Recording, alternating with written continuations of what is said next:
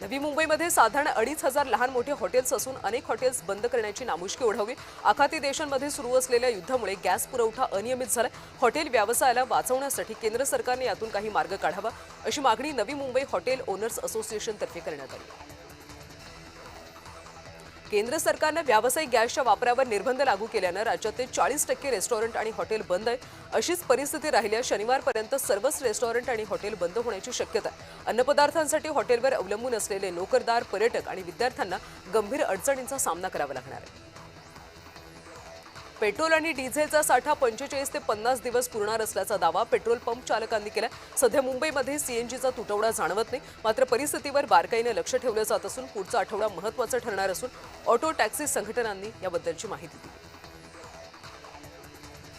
Police कॅन्टीनला युद्धाची झळ पोहोचल्याचं पाहायला मिळते। पोलीस आयुक्तालयातल्या कॅन्टीनमधल्या थाळीत बुधवारी फक्त डाळ भातावर पोलिसांना समाधान मानावं लागलं, तर काही ठिकाणी फक्त चहा बिस्किट मिळत असल्याने पोलिसांचं अनेकांना याचा फटका बसताना दिसतो।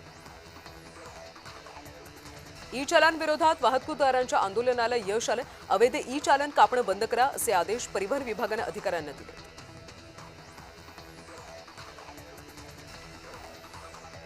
पुण्यातल्या टपऱ्यांमध्ये मेफोट्रेन सारख्या ड्रग्सची विक्री करण्यात येते। पोलिसांना माहिती देऊन सुद्धा गैरप्रकार सुरूच आहेत असा दावा नगरसेविका अर्चना पाटील यांनी केला। पिंपरी चिंचवडमधले उद्योगधंदे संकटात सापडलेत। युद्धाच्या सूक्ष्म आणि लघु उद्योगांना फटका बसतोय। गॅस पुरवठा होत नसल्याने माल निर्यातीवर परिणाम झाला। कांदा उत्पादकांना सरकारकडून मोठा दिलासा मिळालाय। जेएनपीटी बंदरावर थांबलेल्या मालावरचं शुल्क माफ केलं जाणार आहे। याशिवाय सरकारकडून 1 लाख टन कांदा निर्यातीची घोषणा करण्यात आली। अनावश्यक किंवा अर्थसंकल्पामध्ये तरतूद नसलेल्या प्रस्तावाला स्थायी समितीनं ब्रेक लावला। अनावश्यक 23 प्रस्ताव स्थायी समितीकडून अमान्य करण्यात आले। तपशील दिल्याशिवाय मान्यता दिली जाणार नाही अशी भूमिका स्थायी समितीने घेतली। कोस्टल रोडसाठी अनावश्यक खर्च टाळला जाणार आहे। छतासाठी 19 कोटींचा प्रस्ताव स्थायी समितीने फेटाळला। पुणे जिल्ह्यातल्या चाकण औद्योगिक वसाहतीवर गॅसच्या तुटवड्यामुळे मोठा परिणाम झाला। 30% कंपन्या या ठप्प होण्याच्या मार्गावरती आहेत, त्यामुळे उद्योग व्यवसायाची साखळीच विस्कळीत झाली। गॅस तुटवड्याचा सर्वाधिक फटका हॉटेल व्यवसायाला बसताना पाहायला मिळतोय। नवी मुंबईमध्ये गॅस अभावी हॉटेल बंद करण्याची वेळ हॉटेल व्यावसायिकांवर आली, मात्र या संकटातून मार्ग काढत काही हॉटेल व्यावसायिकांनी चुलीवर जेवण बनवायला सुरुवात केली। शॉर्मा स्टॉल इमारतीजवळ लावण्यावरून परळमध्ये वाद झाला। इमारतीमध्ये 20 ते 22 गुजराती लोकांनी एकत्र येऊन शॉर्मा स्टॉल चालवणाऱ्या अक्षिता मसूरकर यांना स्टॉल हटवायला सांगितलं। गुजराती रहिवासी एकत्र येत हाकलत असल्याचा आरोप अक्षिता मसूरकर यांनी केला।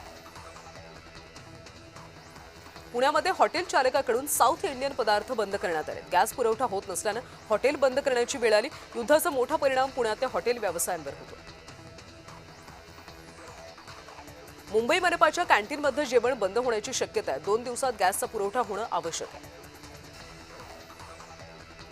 कॉलिंग आणि इंटरनेटवर सुद्धा सध्या मोठं संकट आले। कॉलिंग इंटरनेट स्पीड त्याच्यावर मोठ्या परिणामाची शक्यता आहे। टेलिकॉम क्षेत्र गॅस बंदीपासून वगळण्याची मागणी केली जाते।